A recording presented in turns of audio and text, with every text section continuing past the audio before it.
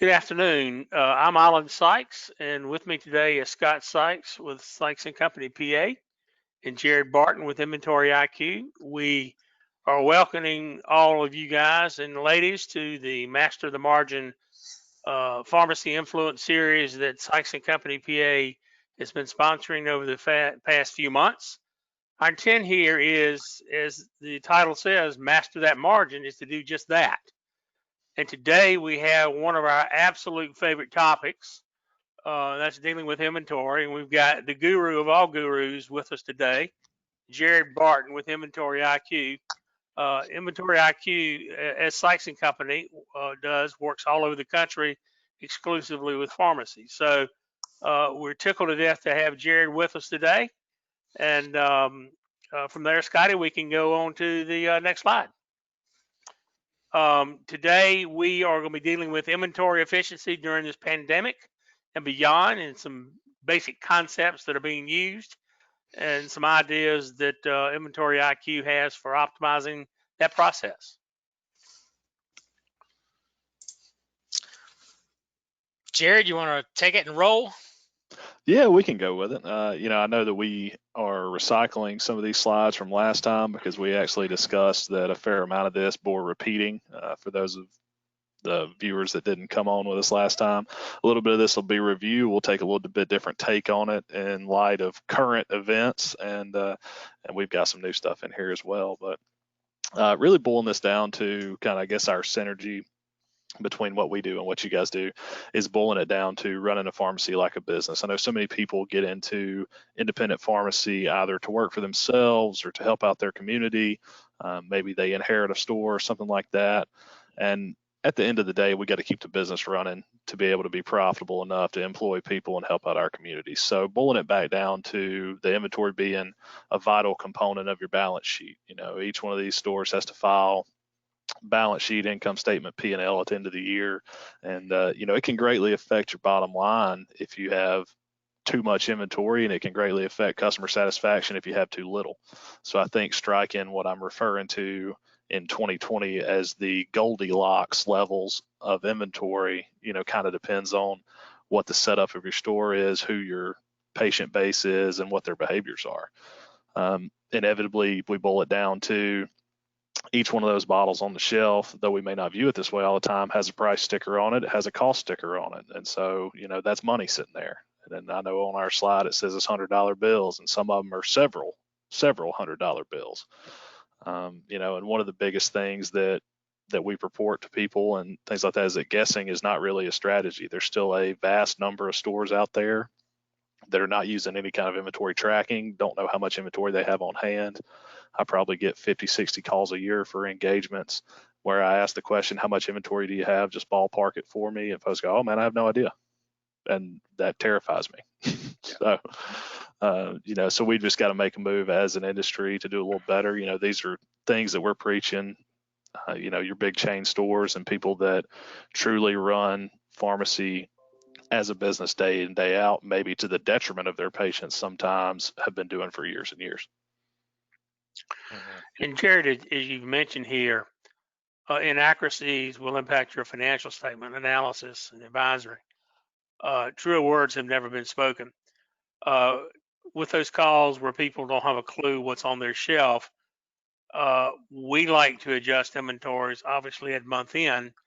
And when pharmacists are not aware of what those numbers are at month end, it adversely affects that gross margin and net income pre-tax, notwithstanding the balance sheet itself. So it's just a critical component.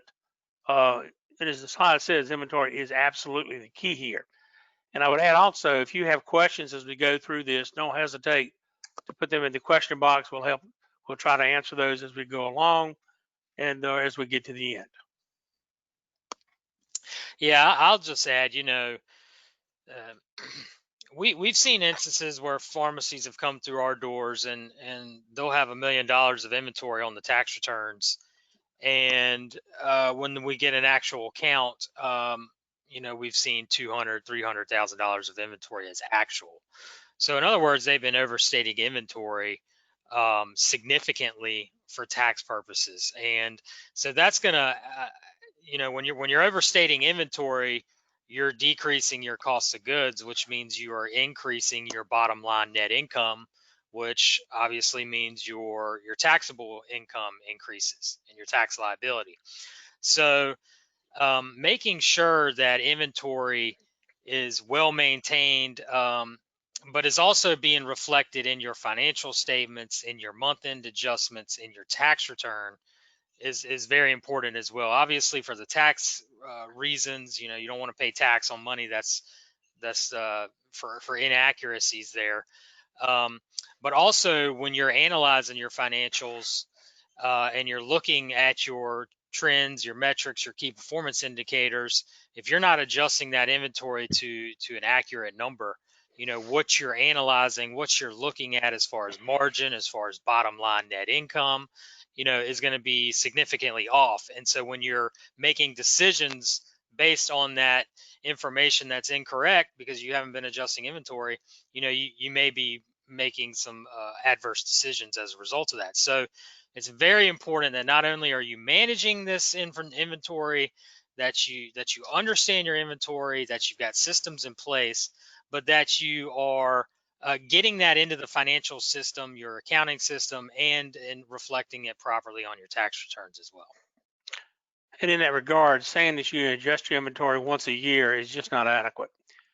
When you're trying to maximize your cash flow, notwithstanding your margins, one major way of doing that is increasing those inventory turns. And we'll talk a little bit about this as we go along. But many of you may be aware that inventory turns in the industry are in the 11 to 12 range on the average.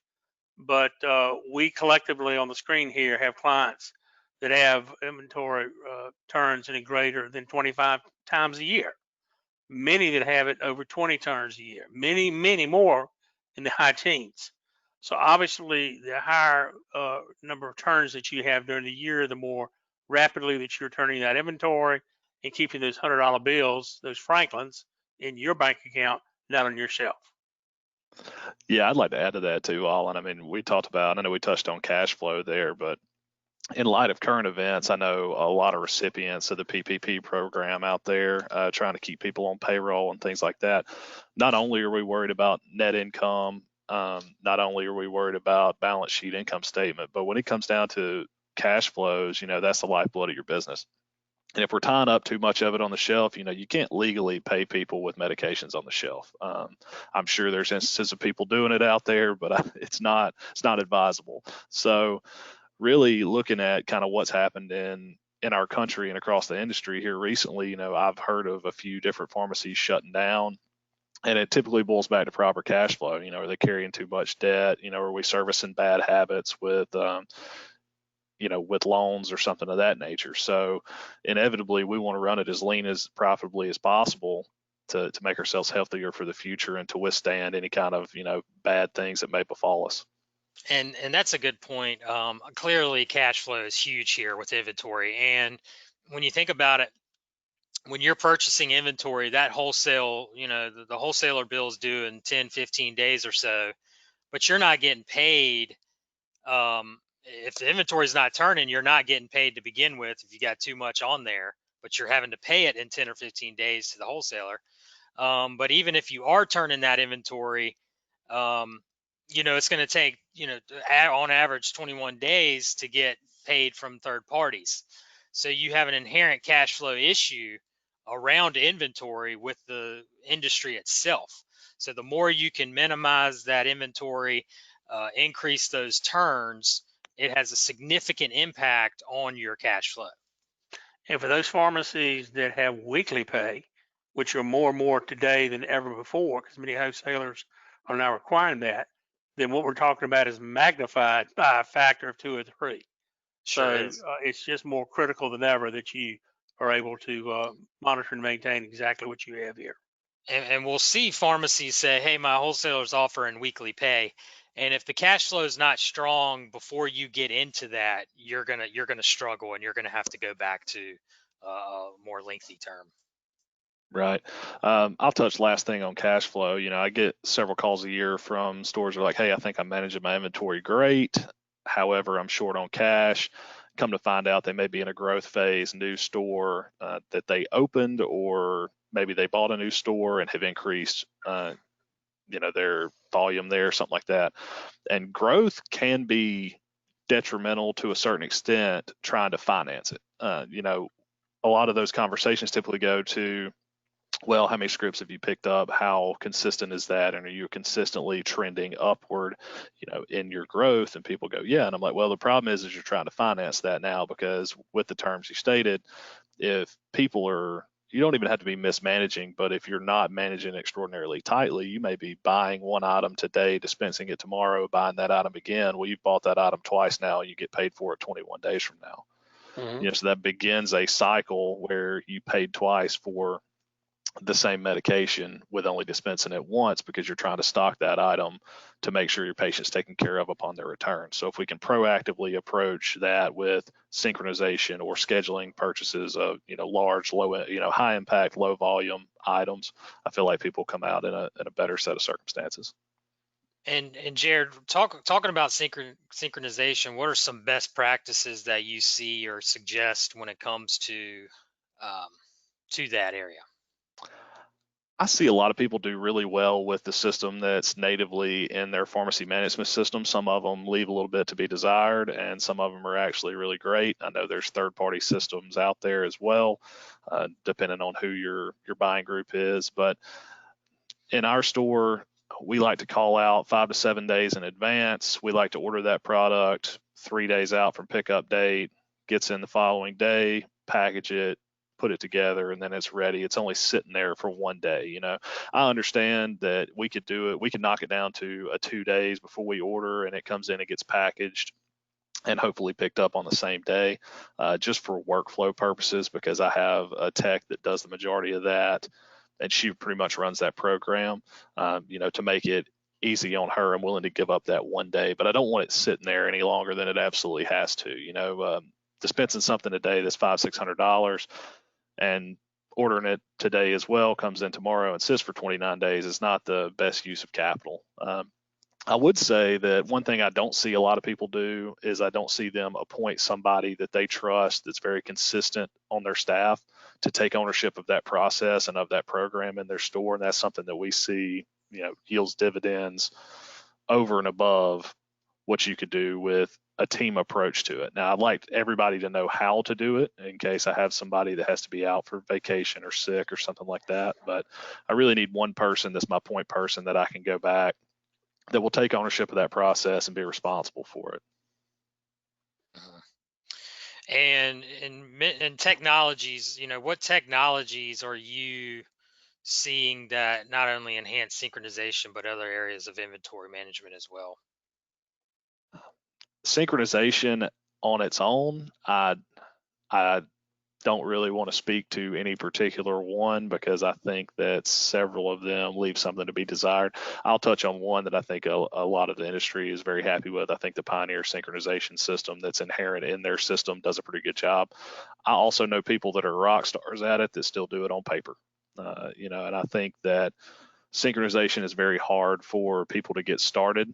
It's a lot of effort to get started up, and it doesn't pay dividends until 6 to 12 months down the line, when the phone stops ringing as much and you have more time because you've planned those people's engagements with your store, as opposed to letting them come in at will, and it kind of throws off your workflow.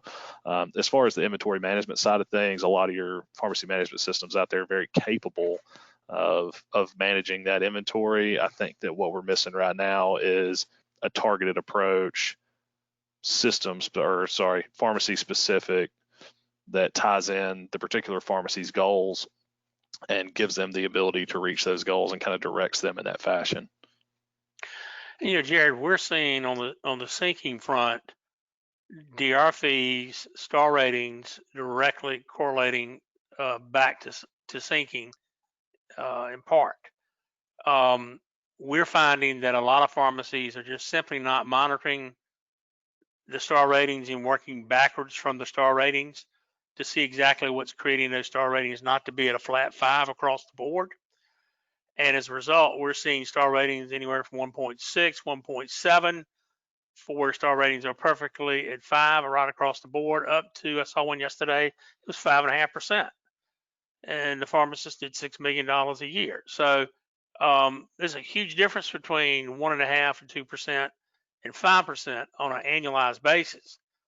And with respect to technology and with respect to syncing and the whole process there behind the bench with inventory, this is a vital component today. In fact, it's the third most important operating expense now behind gross margin, labor, now DR fees. And that's all tied back into this, how well you're using technology to sync, among other things, with respect to your star ratings. Are you seeing any other issues here impacting star ratings from your front, Jared? I think that's the biggest one right now. I think that's a very hot topic with big insurance PBMs. They're going to do everything that they can. I refer to it as being purposefully ambiguous. I feel that way about a lot of the major wholesaling agreements. I feel that way about cell phone contracts. Anytime that I can't read it and understand exactly what I'm getting out of it or how it's going to affect me, I feel like that's done on purpose, because although I am from Alabama, I can read. I'm one of the few. And I can read to comprehend. So if I can't read it and understand how it's going to affect me and how I need to navigate that landscape successfully, then I feel like it's done on purpose. And I think that they're going to use that to their advantage. And we have to become the experts on how is this directly going to affect me and what do I do? Like you said, reverse engineer from 5 stars back to current day. How do I get there? And it may take some time, but I think that's the hot button right now. I know there's a lot of mentality circulating around, we need to get legislation done and things like that. And I would boil that back to inventory, that there are some things that are going to take legislation. I feel like PBM reform, clawbacks, DIR is going to take a lot of legislation. What does not take legislation is for me to walk into the pharmacy today and start looking at what items I'm using, what items I'm not using, and if they're sitting there stagnant, I need to start getting rid of them and liquidate them back to cash. Yeah. No question. And I can tell you a common trend you do see in high performing pharmacies, successful pharmacies with positive cash flows, they take inventory very seriously. And they have the tools and the metrics in place to manage that and maximize that efficiency for sure. Right. Well, I mean, I think performance follows focus. If you're focused on that inventory day in and day out, and I think a lot more people should be, because it's right around 78% of our annual spend across the board on average as an independent pharmacy. And if I'm not focusing on that 78%, there's only so much I can do on my payroll. There's only so much I can do on my DIR. So if you work on the vast majority of your spend, if you're able to chip away at that, it hurts a whole lot less, and I think it takes a lot less effort, heartache, than it does to make the decision to maybe decrease somebody's hours. Maybe you have to let somebody go if you're out of line on something else. And Jared, what turns are you typically seeing in today's pharmacy? What's the average turns you typically see? Is it around 12 still? Pre or post perpetual? We'll do a compare. We'll do a compare and contrast if you want to. Good point. Pre-perpetual, the majority of people, and now I'm biased because I do seek to do business with people that are underperforming the national average. And I typically do that because it provides them the most impact. It changes their reality. If you can go from operating a store at 8 turns to operating a store at 12 to operating a store at 15, once you get to 15, you're twice as efficient. I mean, that's incredible when we start talking about the bottom line and what your cash flow position is. So I do look for those people. I also work with people that are in the mid-teens and want to go to 20, and it typically depends on what your goals are. But yeah, I would say I know the national average is between 11 and 12. I see plenty of people that are still in the 8 to 10 range. Before they get help or before they really take a focus and an interest in it. And then, I've got several stores that are above 20. So, and I think that typically, I think the Maginot line there, the line of demarcation typically flows around how much do you view this particular operation as a business. I know a lot of pharmacists got into independent pharmacy to be pharmacists. And we just have to know what our weaknesses are. I mean, I know personally that my weaknesses are I will dig into the numbers and I won't look a lot of times at some of the nuance, and I get a little bit blinded by the analysis. So I have to work on that. And I think that there's plenty of pharmacists out there that minored in business and they're knocking it out of the park. And I think there's plenty of pharmacists out there that may have inherited a store that are like, hey, I need to up my business game. I need to put on a new hat, learn a little something, and I think it'll pay dividends for them. Uh-huh. Any of these other items you want to talk about, Jared, on here? What we got on here? Let's see. One of my favorite ones that I think we talked about was letting the wholesaler carry the risk. Just about everybody, whether you're paying weekly or bi-weekly, there's still some older contracts out there that pay once a month. If you can get everything next day, I think what you're really boiling your decisions down to is a cost to miss. And how many of those people will actually go away from you? I think if you look into what your cost to miss is, a lot of times it's not nearly as severe as what you would think it is. And typically when we go in and look at what we would suggest somebody stock, there's inevitably the question, what if I miss this script? Well, I don't want you to miss any scripts. That's why I said Goldilocks. I don't want it to be too firm or too soft. But if you inevitably do, and you will, because doing the numbers on it, it would cost you in an average store doing about 250 scripts a day, it would cost you about $1 million never to miss in a year. You would have to hold nearly $1 million in inventory as opposed to the 175, 200,000, I would suggest you hold. And I don't think that the ends justify the means in that scenario. So when you do, is it going to cost you that patient? Is it going to cost you that script? Or is that person going to be fairly understanding and they're going to come back tomorrow and pick it up? And synchronization obviously plays a big role in that. Absolutely. Yeah.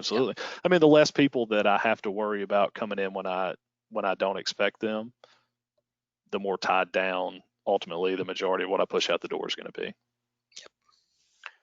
Jared, got a question here. Does it make good sense to stock up on medications, particularly brand drugs that may have price increases, say July 1st, 2020, to get a return on investment, or buy lower price when you can sell, you can get reimbursed at a higher rate? What are your thoughts on that topic? I know people that every year at December 31st buy up the whole farm. And I think if you like to play futures in the stock market, which I don't particularly, because I don't profess to know what's going to happen.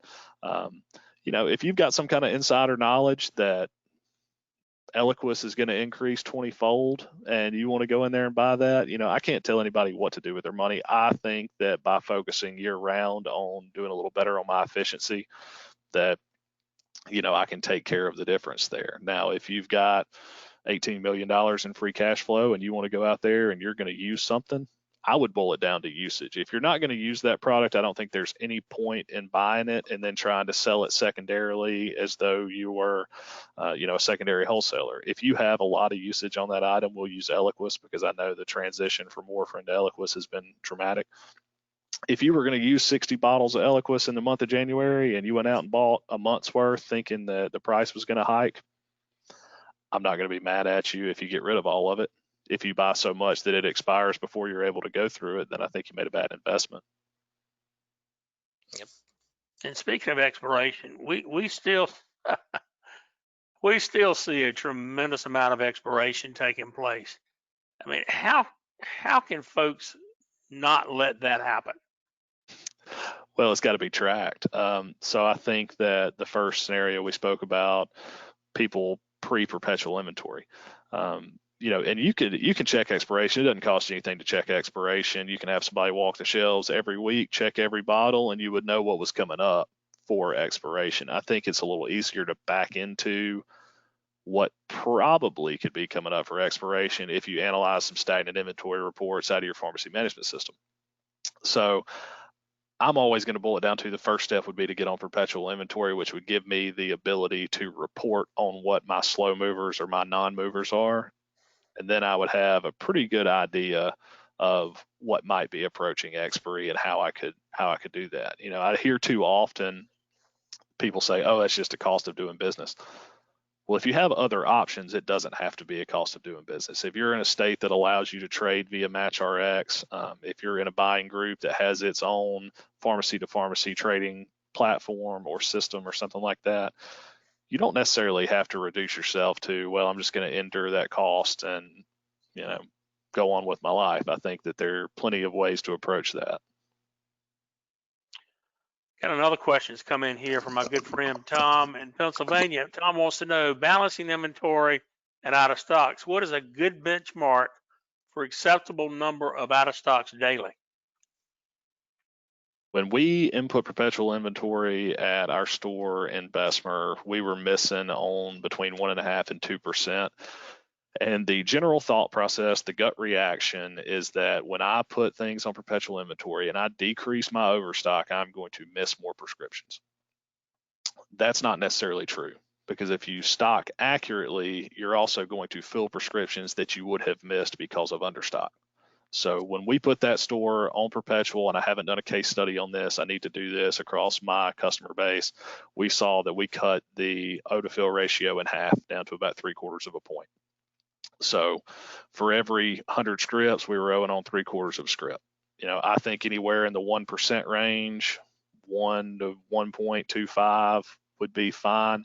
If you're doing 200, 250 scripts a day and you owe on more than 4 or 5, then maybe you're trying to do too much in the way of cutting inventory just to cut inventory, and we're not doing enough in let's try to predict and operate on a just-in-time scenario and maybe lean more on synchronization.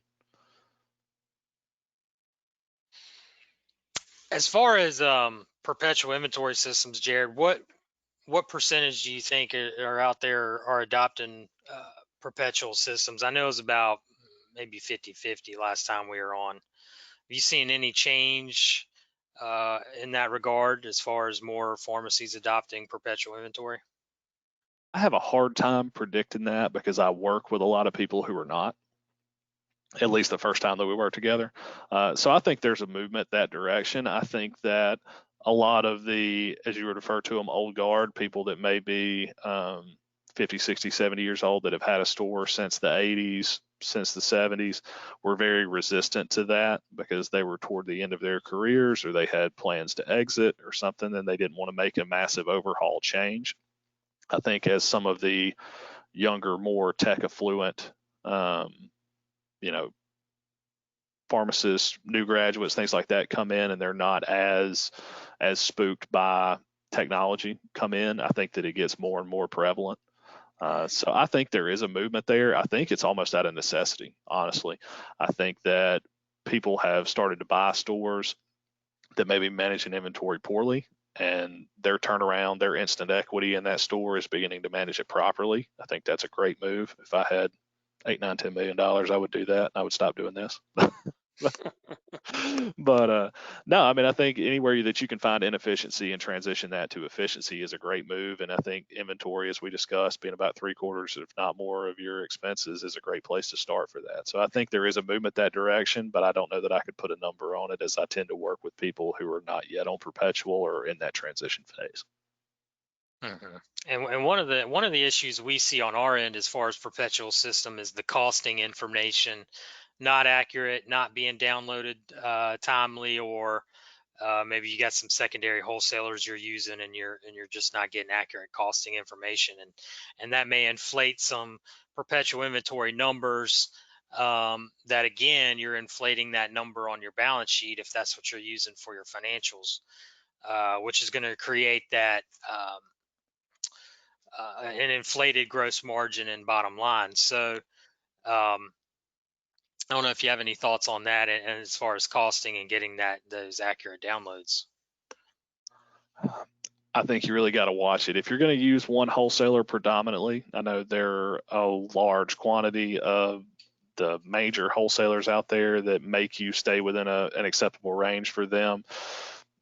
85, 90% bought from your primary wholesaler. I think that you're probably okay having all of those costs downloaded from your primary wholesaler, and then you adjust the things you get from outside as needed.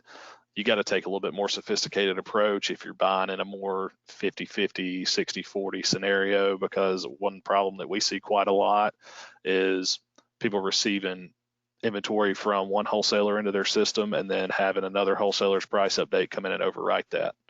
Yep. So their inventory is inflated because those items that were on contract with one are not with the other. They're twice as much, and they look at their metrics and go, man, I'm just not getting anywhere.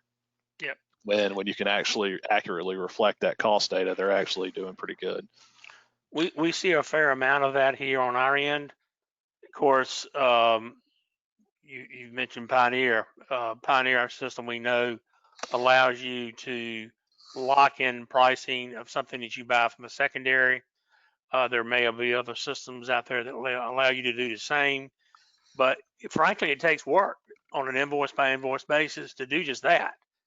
But if you've got a perpetual system, you're trying to keep up with your automated perpetual system on a correct basis. If you don't go through that process or have somebody working in the store to do it, then what the report should pull it in a day, in a week, in a month for what you've got on the shelf at an accurate price, just simply going to be not going to be accurate at all, and it's going to affect your gross margin, your cost of goods sold. So you've got to be very careful with that. But we're seeing more and more people doing just that, and that they're trying to keep up with accurate price information as best they can.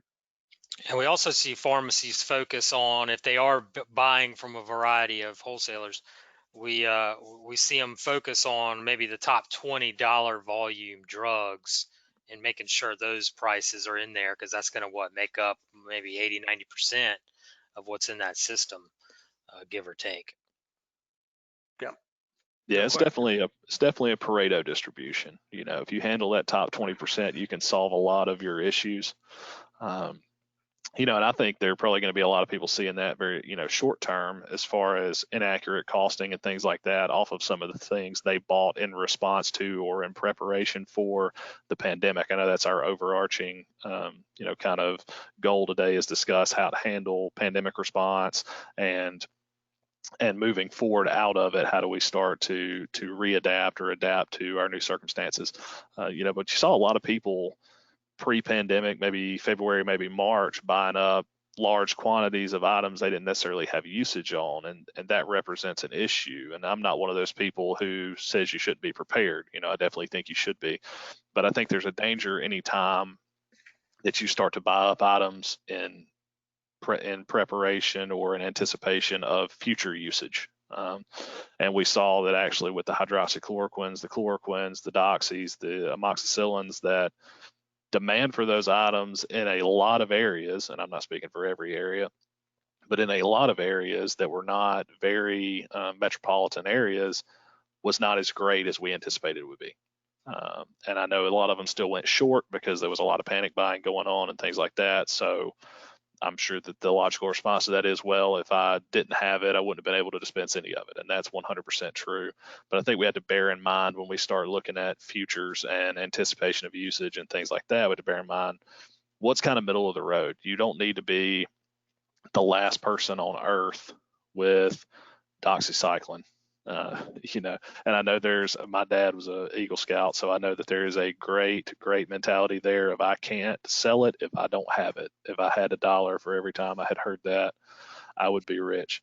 But the problem is that if you don't have it, you also don't have to pay to house it. You don't have to pay to insure it, and you don't have to sit there and watch it go out of date.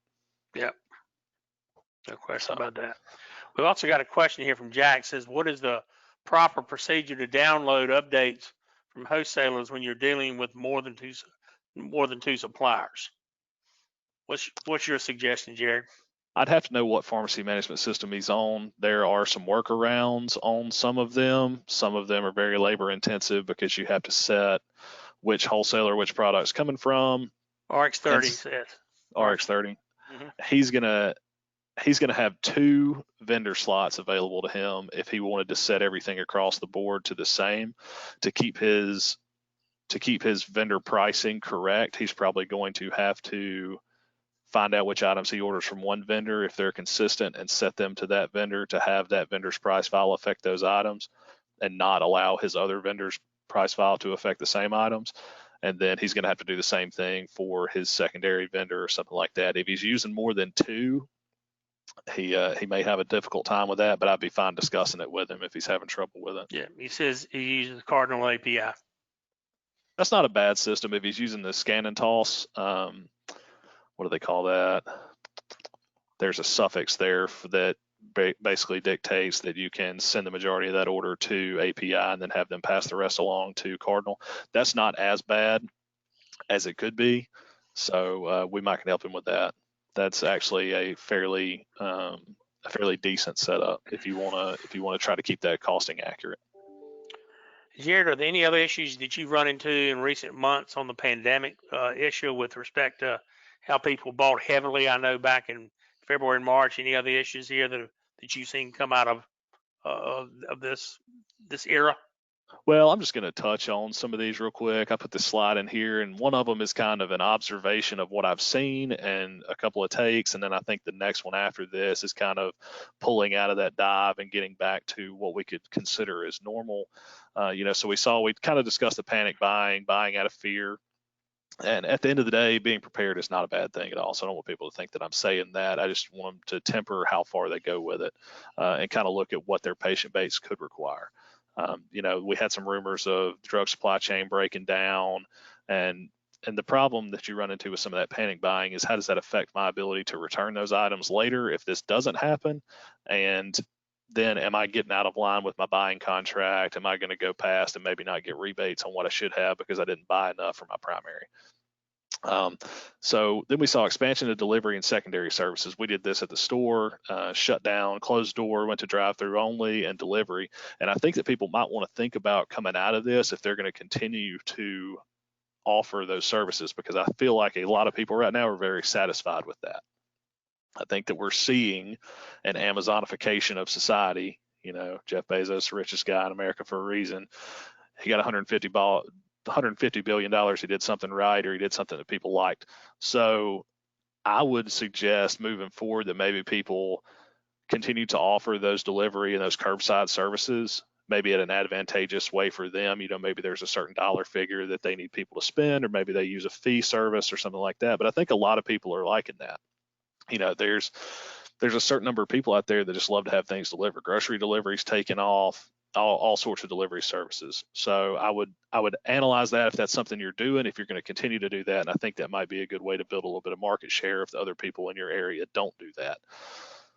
So adapting to the new normal, I put that on here. I know that in the early stages of this thing, there was a lot of the 5 stages of grief, right? There's a lot of denial and then bargaining, and people were angry.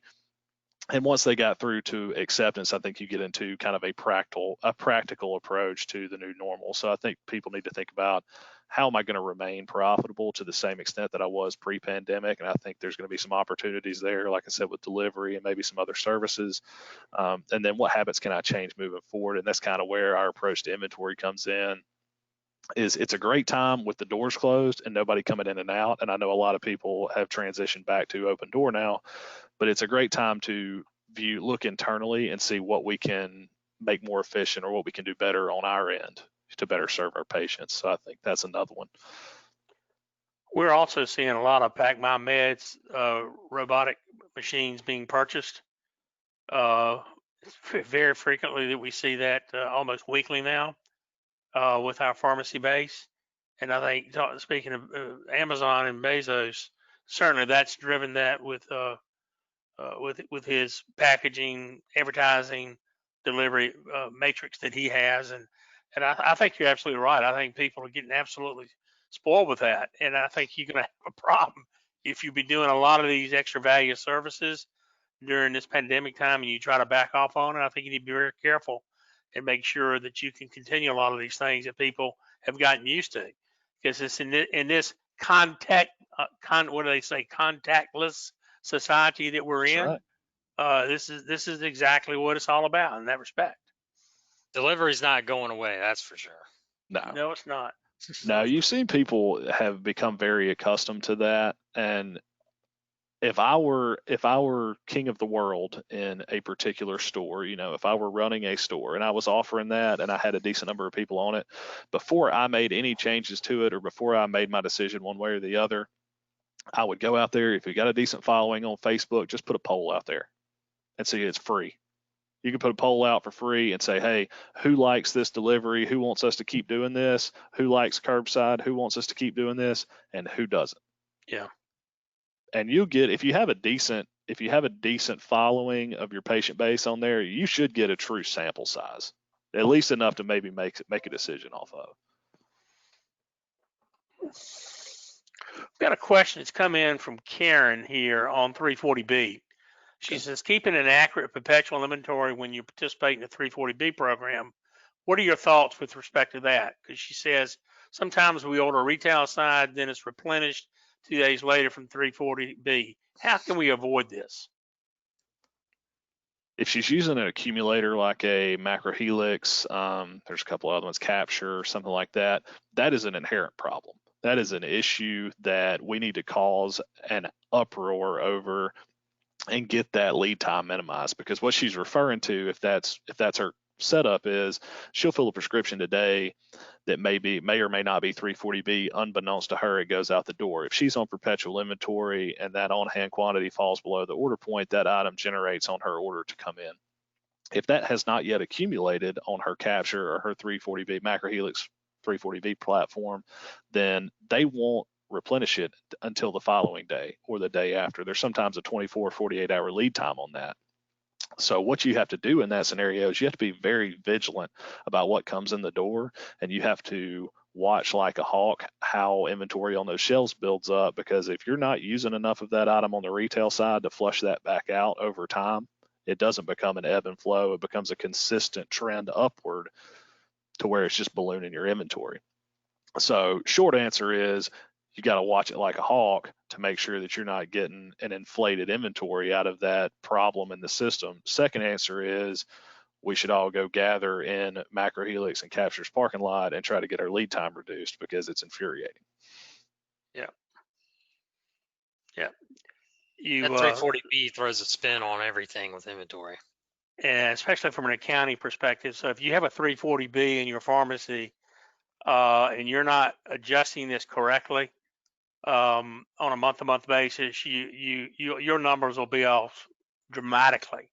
So I would suggest that you talk to somebody that knows how to account for this on a full accrual basis correctly, making sure that your replenishments are being recorded correctly, that your inventory is recorded correctly, and that your P&L is accurately reporting that 340B activity, because that's one issue we see a tremendous problem with folks coming into the door here. Jared, on the current slide, anything you want to touch on here? Yeah, this is kind of my road to recovery checklist and just a few pointers for people that may have participated in some buying that now they're looking at as, oh, well, maybe I shouldn't have gone so far, or I had some of these issues, or I've seen a drop in demand. One I didn't touch on the last one is I was talking to a consultant that's with a rather large wholesaler the other day that covers and touches several stores, and people were reporting a drop in demand. Personally, for our store, we had a huge March, and then there has been a subsequent hangover in April and May. I'm looking for a huge June, because I know in March we had quite a number of patients that are typically 30-day patients get on 90 days worth of medication because they were terrified that they were never going to be able to get any more. So we'll see how that shakes out by year end. We'll see what the ebbs and flows of that are and what the effects are long term. But I would look at it on just strictly on an inventory basis. I would look at, okay, now that we've gone through a certain amount of time living with the COVID-19 pandemic, and what does that look like in your area? So what does demand on those items that you bought look like? And can we now say that some of this is surplus and start to return that, start to liquidate that back to cash? There are a certain number of ostriches in our society that have gone indoors and are staying there. They're burying their heads in the sand. They're not coming out to go to the drugstore. They're not going to buy groceries. They're having everything delivered. If I hadn't seen somebody that was consistent for me up until about 2 months ago, I would start to reach out to them, because if you're going to continue to offer curbside delivery, contactless delivery, any of those items, I would be reaching out to these people and saying, hey, you don't have to come outside. If you're a doomsday prepper, you don't have to leave. We'll bring it to you, and you can dress up in full hazmat and go out and get it. I won't even hang around as long as you pay for it. So I would start to reach out to some of those people. I would look internally, and I would look at what my stagnant inventory items are, and I would start to try to move those back to cash, trade them off, maybe transition them to other stores if I have usage at multiple locations for those.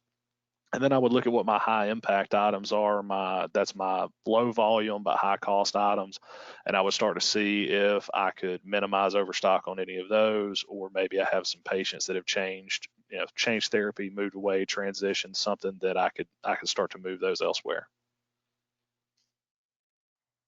Good points there. Yeah. Real quick, Jared, on physical inventory, what do you suggest as far as this is concerned? When you tie it into a perpetual system and management of inventory overall in the pharmacy.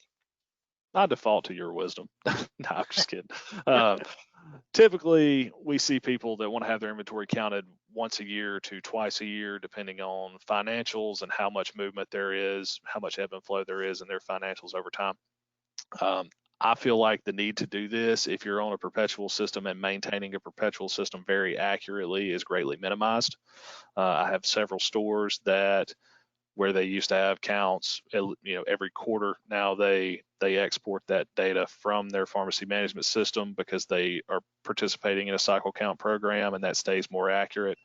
They're able to download that, export that down to the unit, and then all they count is their OTC items to make sure that everything's still in line, and that's what they submit out to their accountant. And I think that's a great way to do it.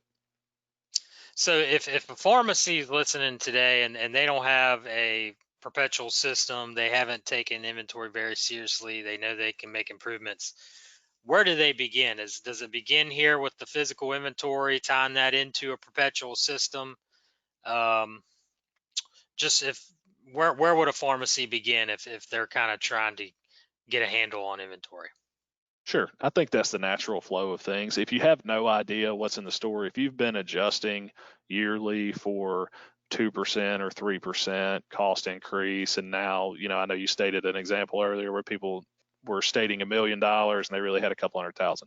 If that's been spiraling out of control, 3% compounded annually for 25 years, the inventory count's a great place to start, and that gives you a lot of feedback as to what do I stand to gain, or what do I stand to get return on my investment by moving to a perpetual system, whether that's a time investment, a financial investment, something like that. So I think the physical inventory count's a logical place to start, and that gives you figures to send back to your accountant so that you're reporting accurately, and then two, a look at, okay, I'm at 8, 9, 10, 11 turns. What are my goals moving forward, and how do I achieve them? So give you a good benchmark to start off with. Yep. Exactly. And perpetual inventory, Jared, most computer systems today, script systems, have this capability. What do you suggest if someone's trying to get started here in perpetual? I like to keep it simple from the get-go. We need accurate counts, and we need some semblance of an order point that's not too ambitious to get started. The problem that we see where people try to put themselves on perpetual and fail is, A, they don't get everything in the computer quickly enough, and they have errors that cause it to snowball, and then they don't know where to start. They have to start over. And it's just a very deflating process. The second one is they go in with reorder points that may be a little bit too ambitious. And when I say ambitious, I mean too low for how they're currently managing their inventory. And then they either spike their O to fill ratio and they're running out of everything, and it costs them some patience and, inevitably costs them some stress. So I think those are the two. I think I would go in, if I had to do it tomorrow with no training or nothing else, I would call me. But if I was going to go it alone, I would go in, make sure that I got the counts in as quickly and as accurately as possible with the least script movement in that time, because that does create margin for error, with the least orders coming in as possible, because that causes margin for error. And then I would start to see how I was going to approach my reorder points and then I would worry about the rest of the process, maybe dialing it in once I got a good base to go from. Mm-hmm. And those reorder points are critical. When we're talking maximizing cash flow, that's a key point in doing so. Yeah, reorder points the lifeblood of the whole system. That's where you see these great decreases in inventory. And I see people talk about them on Facebook and forums. We talk about them at conferences. These great decreases in inventory, when you move to perpetual inventory, it's more or less a two-step process. The overstock that you find while you're in the store and the opportunities to move stagnant inventory and things like that is a great chunk. And that's where you see us posting the pictures of guys standing next to stacks of totes that are monstrous.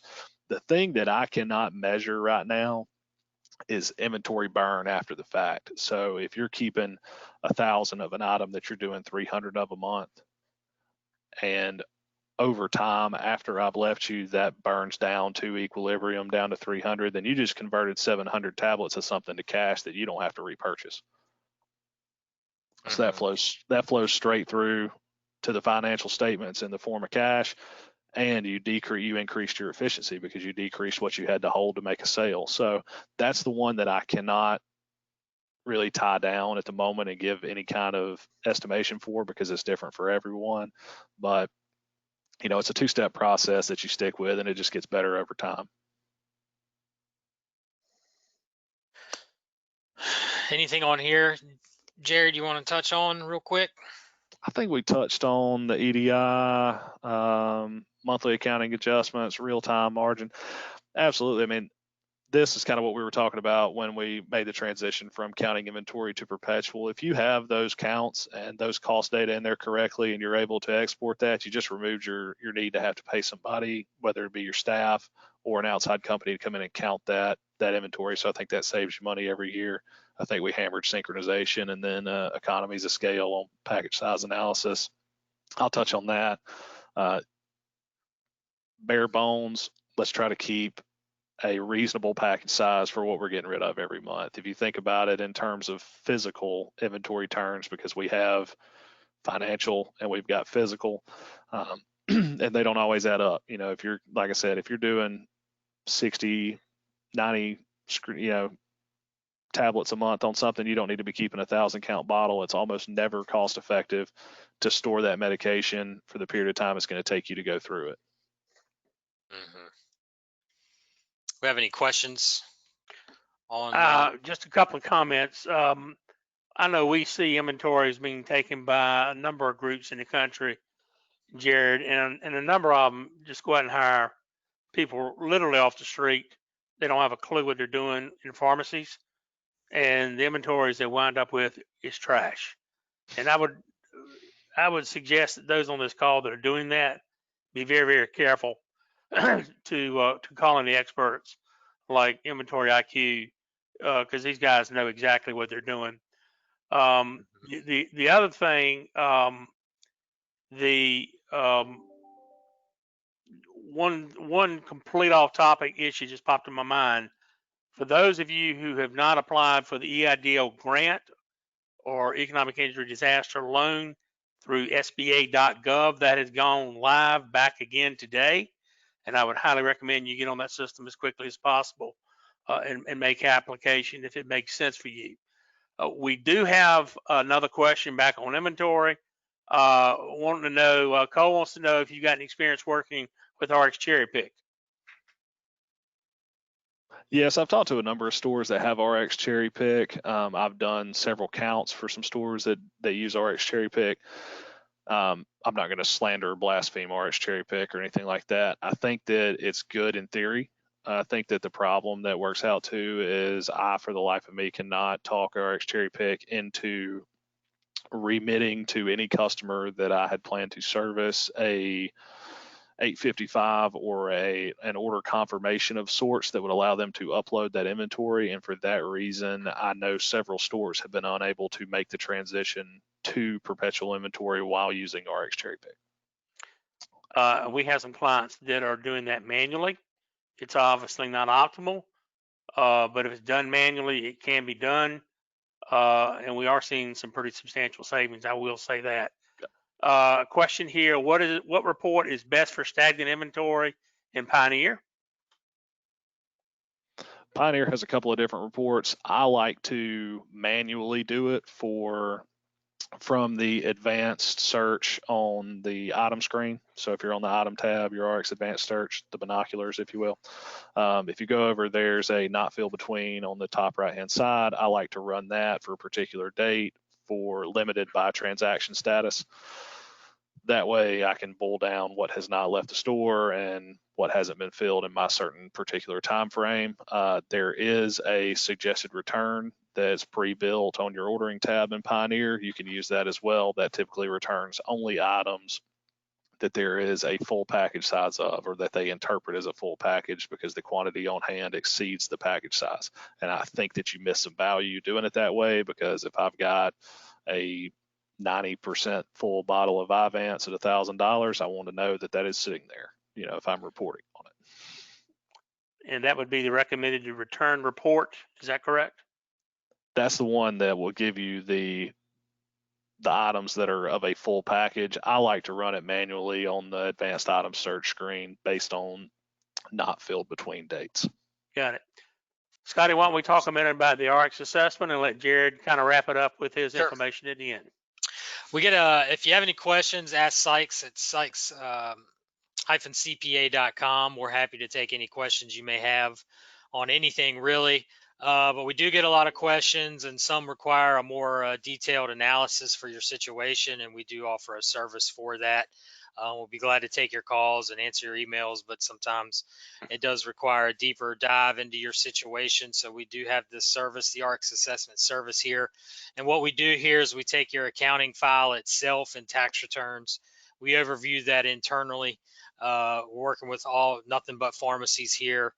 We have that experience to quickly and identify the issues in your pharmacy, whether it be inventory, third-party receivables, whatever it may be.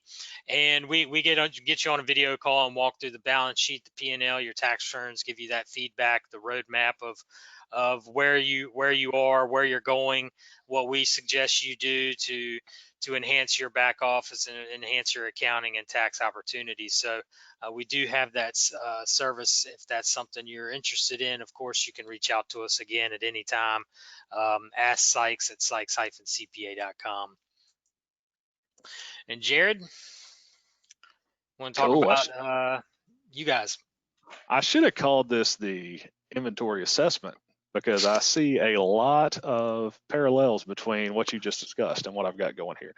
So basically, this service has developed out of a need, one, for us to be able to touch more customers more often, and two, to be able to minimize some of the travel costs for stores that may be a long way away from us.